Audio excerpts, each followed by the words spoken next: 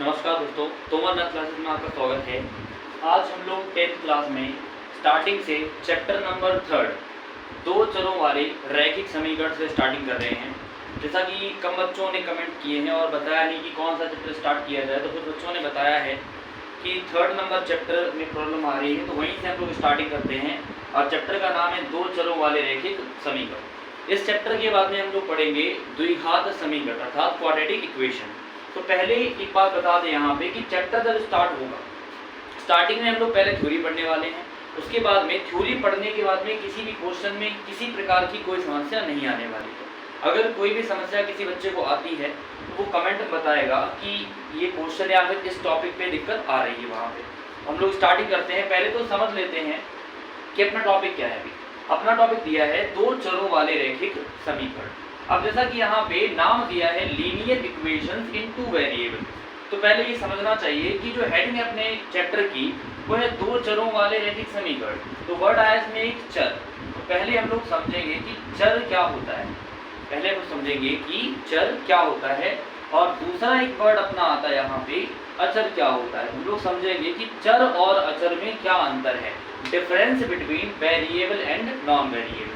अब समझते हैं कि चर को हम लोग बोलते हैं वेरिएबल, चर को हम लोग क्या बोलते हैं, वेरिएबल बोलते हैं। और अचर का मतलब होता है नॉन वेरिएबल। अचर का मतलब क्या होता है, नॉन वेरिएबल। तो मैं यहाँ कंफर्म कर लेते हैं पहले तो कि चैप्टर स्टार्ट करने से पहले इन दो चीज़ों के बारे में पता होना चाहिए कि चर क्या होता है और अचर क्या होता है, मतलब वेरिएबल क्या होता है और नॉन वेरिएबल क्या होता है। तो समझे यहाँ पे कि चर का मतलब है वेरिएबल। तो वेरिएबल को हम लोग बोलते हैं वेरी प्लस एबल। अगर इसको हम दो पार्ट में डिवाइड करें तो बनता है वेरी प्लस एबल। अब वेरी का मतलब होता है बदलना, वेरी का मतलब क्या होता है, बदलना। और एबल का मतलब होता है योग्य। तो हम लोग यहाँ पे कह सकते हैं कि बदलने योग्य। क्या बोल सकते हैं हम लोग, बदलने प्लस योग्य मतलब बदलने योग्य। तो हम लोग कह सकते हैं कि वे नंबर या वे संख्याएं जो बदलते रहते हैं या फिर जिनके मान चेंज होते रहते हैं उन्हें हम लोग क्या कह सकते हैं, अभी चर कह सकते हैं। तो हम लोग कह सकते हैं कि इनकी जो वैल्यू होती है वो क्या होती रहेगी, चेंज होती रहेगी। अब पूछा जाए कि भाई कौन कौन से नंबर चर होते हैं, तो हम कह सकते हैं यहाँ पे कि जो अंग्रेजी वर्णमाला अपनी होती है, अंग्रेजी जो वर्णमाला अपनी आती है, तो अंग्रेजी वर्णमाला की जो अक्षर होते हैं, अक्षर कौन कौन से भी हम लोग कहेंगे A to Z, ए से लेकर जेड तक के जो भी अक्षर अपने आते हैं उन सभी अक्षरों को हम लोग क्या बोलते हैं, चर कहते हैं।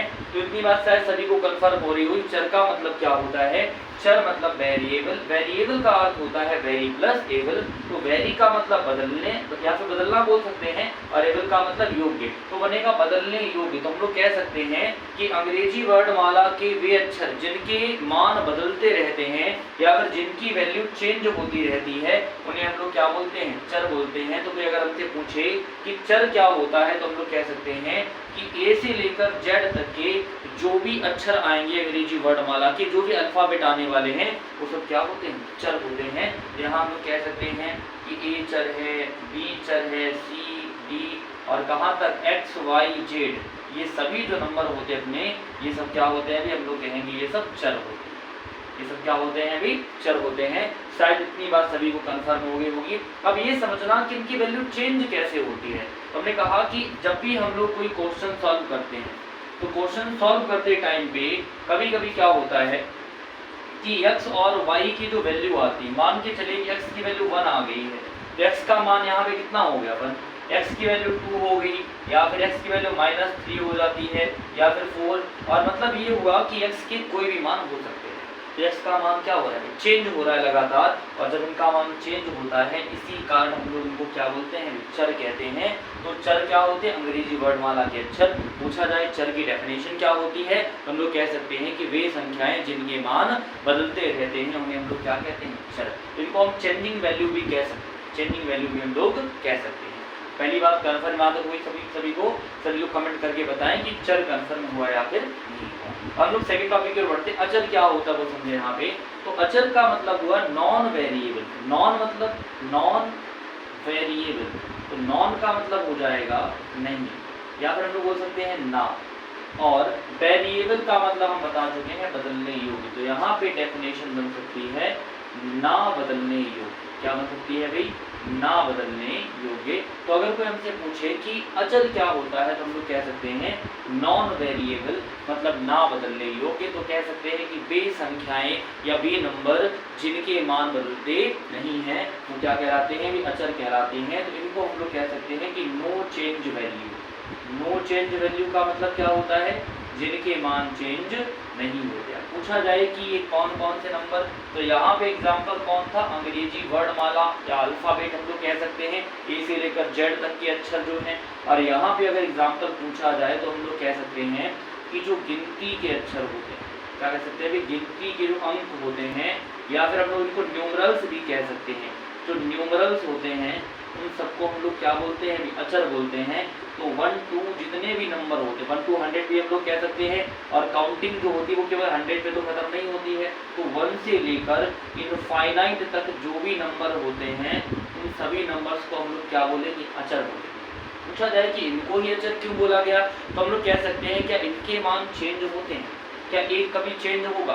क्या 2 कभी चेंज होगा? या फिर 3 या 4? कोई भी जो नंबर होता है, जो न्यूमरल्स होता है, वो कभी चेंज नहीं होता है। तो वो सब क्या कहलाते हैं? अचर कहलाते हैं। सभी लोगों को दो चीज़ें क्लियर हो रही होंगी कि चर क्या होता है और अचर क्या होता है। अगर आप सभी लोग 2 चीज़ें समझ गए हैं कि चर और अचर क्या होता है, तो उसके बाद हम लोग स्टार्टिंग करेंगे 2 चरों वाले रैखिक समीकरण। इतनी बात कन्फर्म है, सभी इतना नोट करें फिर हम आगे बढ़ें।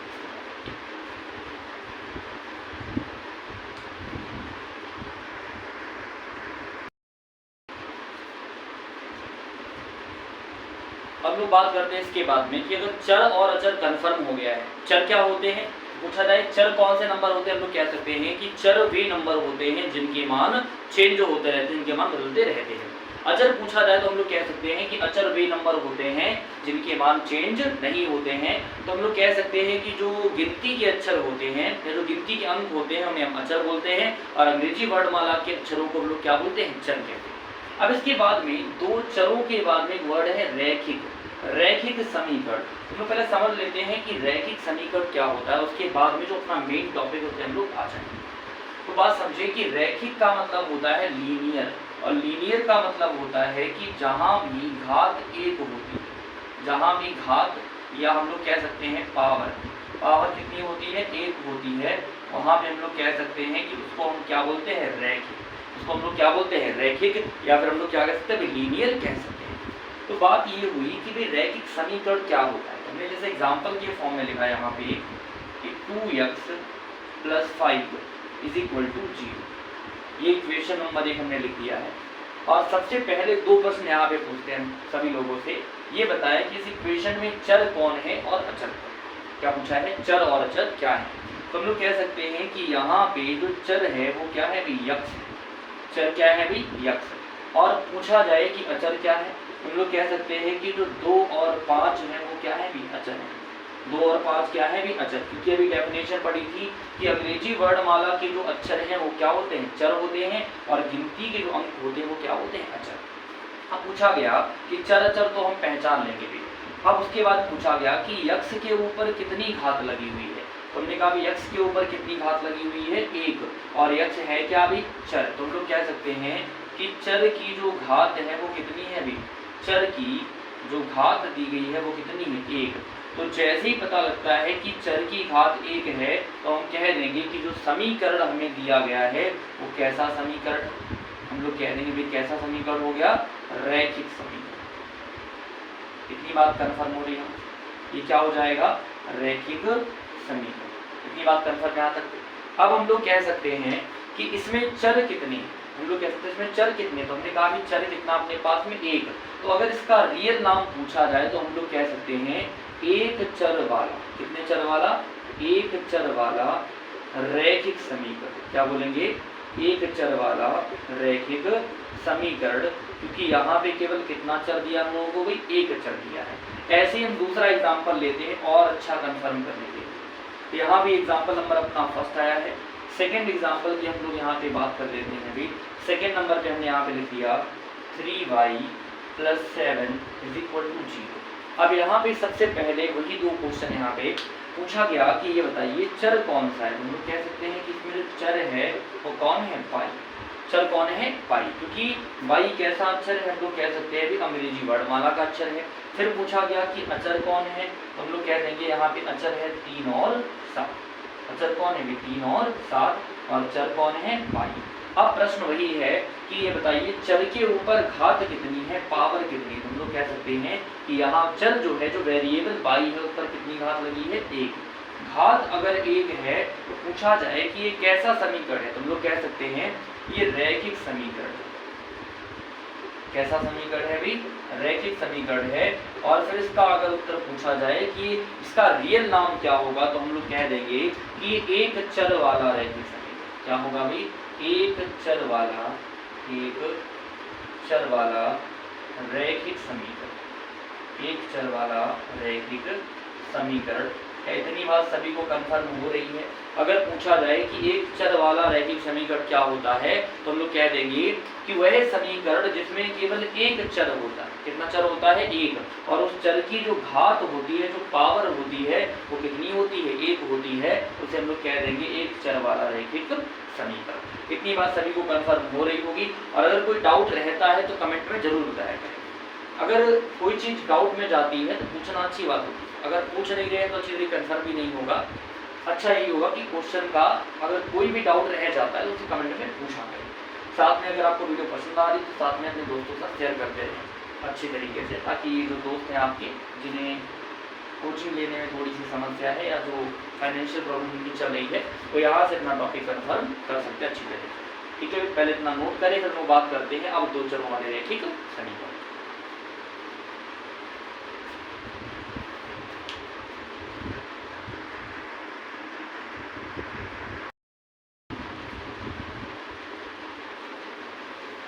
हम लोग आगे बढ़ते हैं इसके बाद में, और अपना जो मेन टॉपिक है आज का वो क्या है? अपना 2 चरों वाले रैखिक समीकरण। आज के टॉपिक में हम लोग केवल थ्योरी पढ़ने वाले। यहाँ तक थ्योरी जैसे ही कंफर्म होती है उसके बाद में क्वेश्चन वाइज हम लोग स्टार्ट कर देंगे, और थ्योरी पढ़ने के बाद में क्वेश्चन की समस्या खत्म हो जाएगी।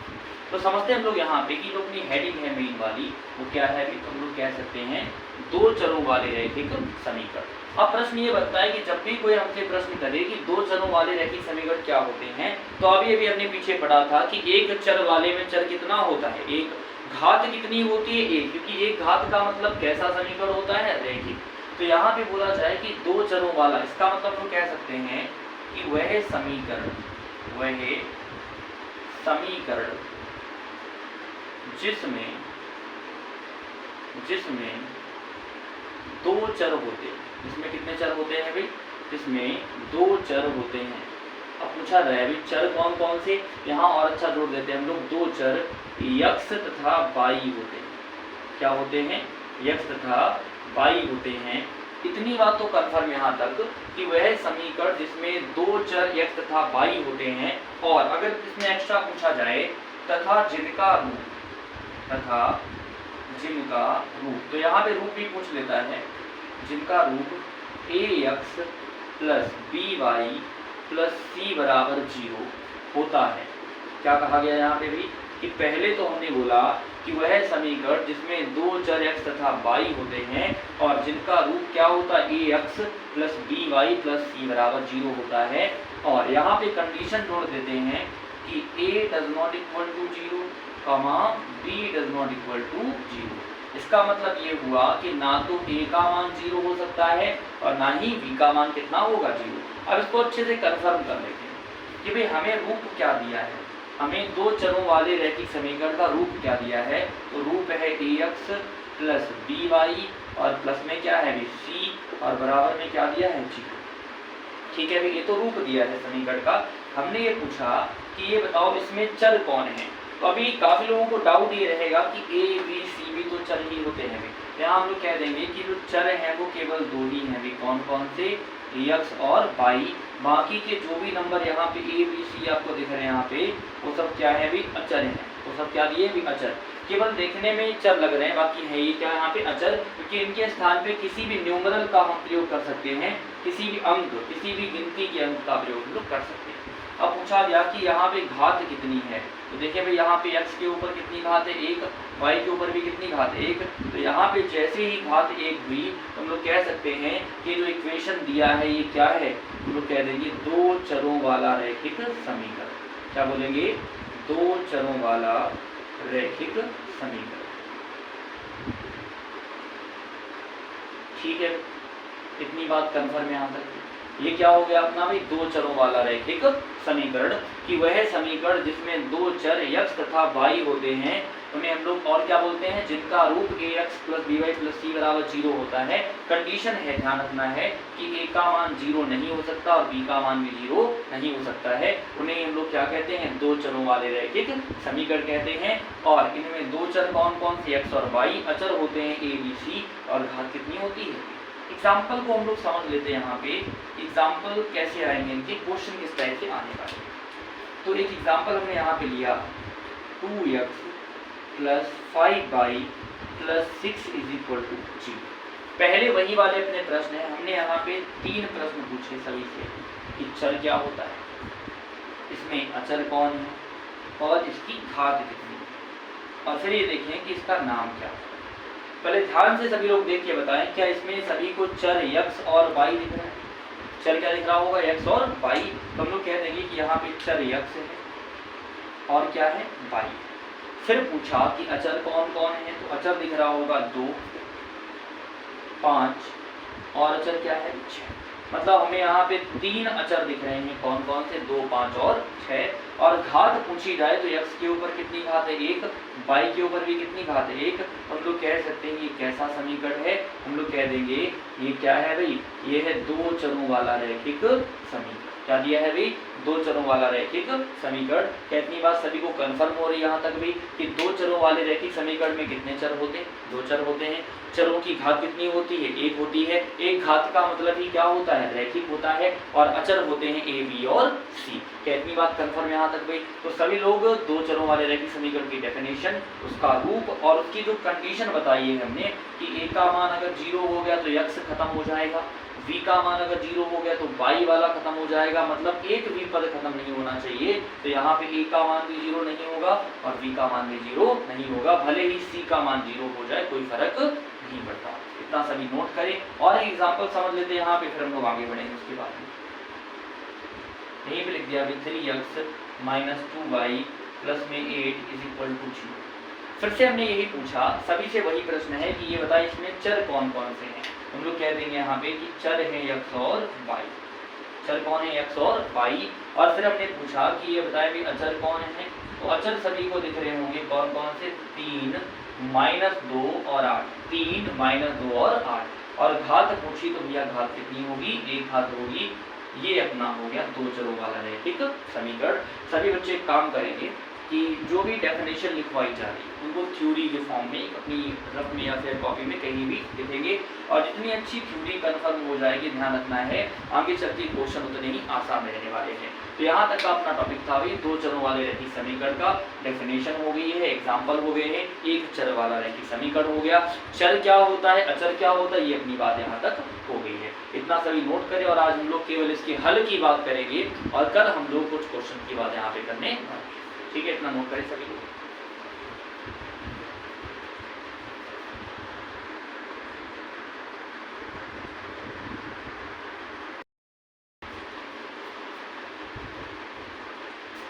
हम लोग आज का आखिरी टॉपिक पढ़ेंगे। आज के टॉपिक में केवल हम लोग यही तक रखने वाले हैं, दो चरों वाले रैखिक समीकरण को हल करना। कल के टॉपिक में बात होगी, कल जब ये टॉपिक सभी लोग देख लेंगे और अपने कमेंट में बता दें कि जो भी समस्या आ रही है उन समस्याओं को देखने के बाद में जितने भी इस टॉपिक के क्वेश्चन होने वाले वो सब करवाए जाएंगे सीरियल वाइज। और उसके बाद में जो भी नेक्स्ट पार्ट की थ्योरी होने वाली वो कराएंगे। ठीक है, समझते हैं। यहाँ पे दो चरों वाले रैखिक समीकरण को हल करना मतलब solution of linear equation in two variable. मतलब दो चरों वाले रैखिक समीकरण को हम लोग हल कैसे कर सकते हैं। तो यहाँ पे बात आई कि इक्वेशन दिया 2x + 3y = 6। ठीक है, समीकरण क्या है? 2x + 3y = 6। तो पहले तो आपसे प्रश्न यही है कि ये बताए इसमें चर कौन कौन से हैं। तो हम लोग कहेंगे कि पहचान वही है, चर है x और y।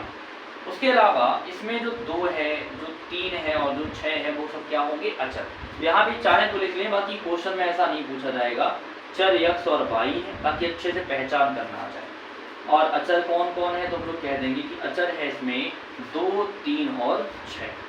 और घात तो सभी को वही दिख ही रही होगी यहाँ पे कि x के ऊपर भी एक घात है और y के ऊपर भी कितनी घात है, एक। तो ये हम लोग समझ जाएंगे यहाँ पे, ठीक है।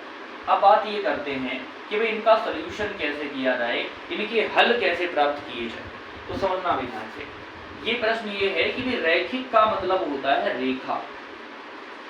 रैखिक का मतलब क्या होता है, रेखा। मतलब इसको हम बोलते हैं लाइन। क्या बोलते हैं अभी, लाइन, ठीक है भाई। रैखिक का मतलब होता है रेखा, लाइन बोल सकते हैं। अब पूछा गया कि एक लाइन जो होती है, लाइन जो होती है, सबको सर पता होगा, कक्षा 8 में या 9th क्लास में सभी ने पढ़ा हो कि रेखा क्या होती है। तो लोग कह सकते हैं कि जो रेखा होती है वो दोनों दिशाओं में चलती है। रेखा जो होती है वो दोनों दिशाओं में गमन करती है।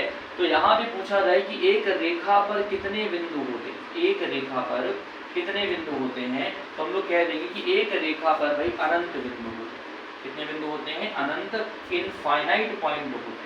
कितने पॉइंट होते हैं भाई, इनफाइनाइट पॉइंट हम लोग कहते हैं, ठीक है। क्या इतनी बात सभी को कंफर्म हो रही है यहाँ तक भी कि एक रेखा पर कितने बिंदु होते हैं, अनंत बिंदु होते हैं, इनफाइनाइट पॉइंट होते हैं। तो जब भी हमसे ये कहा जाए कि एक समीकरण दिया, कितना समीकरण भी, एक, वो भी कैसा समीकरण, 2 चरों वाला रैखिक समीकरण, तो हम लोग कह देंगे कि उसके कितने हल होंगे भी, तो हम लोग कहेंगे उसके अनंत हल होने वाले। कितने हल होंगे भी, अनंत हल, ठीक है। इतनी बात कंफर्म हो रही है यहाँ तक कि अगर हमें कभी भी एक समीकरण दिया होगा तो उसके कितने हल होंगे भी, अनंत। पर पूछा गया कि वे हम लोग हल निकाले, तो निकालेंगे। तो हमने कहा कि अगर हमें हल प्राप्त करना है, क्या प्राप्त करना है भी, हल प्राप्त करना है, तो उसके लिए हम लोग सोल्यूशन करेंगे स्टार्ट x बराबर 0 रखने पर। क्या रखने पर अभी, 0। ध्यान ये रखना है कि जब भी हम लोग किसी भी एक समीकरण का हल प्राप्त करना चाहेंगे, वहां स्टार्टिंग कहाँ से करेंगे, x बराबर 0 से। अब किसी बच्चे का प्रश्न ये भी हो सकता है कि x बराबर 0 से ही स्टार्टिंग क्यों कर रहे हैं। ये हम यहाँ पे ये भी कह सकते हैं कि जो x का सबसे छोटा पूर्णांक मान होता है वो 0, वैसे मान तो माइनस में भी होते हैं, लेकिन स्टार्टिंग हम लोग कहाँ से करेंगे, 0 से करेंगे। या फिर हम लोग कह सकते हैं कि सभी ने 9th क्लास में कार्तीय तल पढ़ा होगा। कार्तीय तल में मूल बिंदु क्या होता है, ओरिजिन क्या होता है, 0, 0। तो भुज भी 0 होता है, कोटि भी क्या होती है, 0 होती है। तो x का मान भी कितना रख सकते हैं लोग, 0। और अगर नहीं पता है तो आगे टॉपिक में भी कार्तीय तल पढ़ाने वाले हैं। यहाँ के लिए समझ लें कि जब भी हल प्राप्त करना है तो x का मान क्या रखोगे, 0। तो यहाँ रखेंगे 2 और इसके गुणे में क्या हो जाएगा, 0, क्योंकि x का मान क्या है, 0, प्लस में 3y और बराबर में कितना भी 6। तो 2 का गुणा 0 में तो 0 प्लस 3y बराबर 6। तो 3y बराबर कितना हो जाएगा, 6। 3 दूनी 6। यहाँ पे हम लोग कैंसिल कर सकते हैं कि 3 से अगर 6 को काटेंगे तो 3 जाएगा बटे में 6/3, 3 दूनी 6। यहाँ पे y का मान कितना हो गया। तो अगर पूछा जाए कि हल बताएं, हल क्या होगा, तो हम लोग कहेंगे कि बताएं यहाँ पे x का मान क्या है, 0, और y का मान क्या है, 2। तो भुज हो गया 0 और कोटि क्या हो गई, 2। भुज हो गया 0, कोटि क्या हो गई, 2, बिंदु बन गया 0 का मान 2। यही क्या होगा, हल होगा। अब पूछा जाए क्या समीकरण का केवल एक ही हल होगा, तो अभी हमने क्या बोला भी, अनंत हल होंगे। अब किसी ने कहा कि अगर हमें अनंत हल प्राप्त करने हैं तो कैसे प्राप्त करें भी, तो पहले अगर x का मान 0 रखा गया है तो अगले वाले में x का मान 1 रखेंगे, x का मान 2 रखेंगे, x का मान 3 रखेंगे। यहाँ पे हम रख के भी दिखाते हैं भी मान कैसे रखा जाएगा, ठीक है, मान कैसे रखा जाएगा। तो यहाँ पे सेकेंड पॉइंट पे हम लोग कह सकते हैं कि x की जो वैल्यू है वो 1 रखने पर, कितनी रख दिया यहाँ पे भी, 1 रखने पर। तो जहां पर x है वहां रखें भी 1, 2 गुणा 1 प्लस में 3y बराबर 6। तो 2 एकम 2 और प्लस में 3y बराबर 6। अब ये जो 2 प्लस का है पर छात्र करने पे किसका हो जाएगा, माइनस का। तो ये हो जाएगा यहाँ पे 6 माइनस में 2, 6 में 2 घटाए कितना बचेगा, 4। अब ये 3 कहाँ जाएगा, बटे में, तो y बराबर कितना हो जाएगा, 4/3। तो ये जो हल प्राप्त हुआ है वो क्या है, हम लोग कहेंगे x का मान 1 है और y का मान 4/3। तो ये बिंदु बन गया 1, 4/3।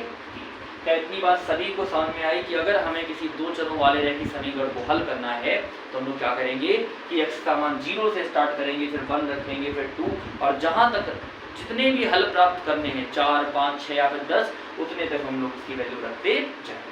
सभी लोग शायद 2 चरों वाले रैखिक समीकरण की बात यहाँ पर समझ गए होंगे। तो आज का टॉपिक अपना यहीं तक रहेगा और बात की बात यहाँ पे इस थ्योरी के बाद में होने वाली है। जितने भी क्वेश्चन आएंगे इसमें सब सॉल्व करवाए जाएंगे। अगर किसी बच्चे को समस्या होती है तो कमेंट में जरूर बताएं और साथ में वीडियो को शेयर करते रहें अपने दोस्तों के साथ। धन्यवाद।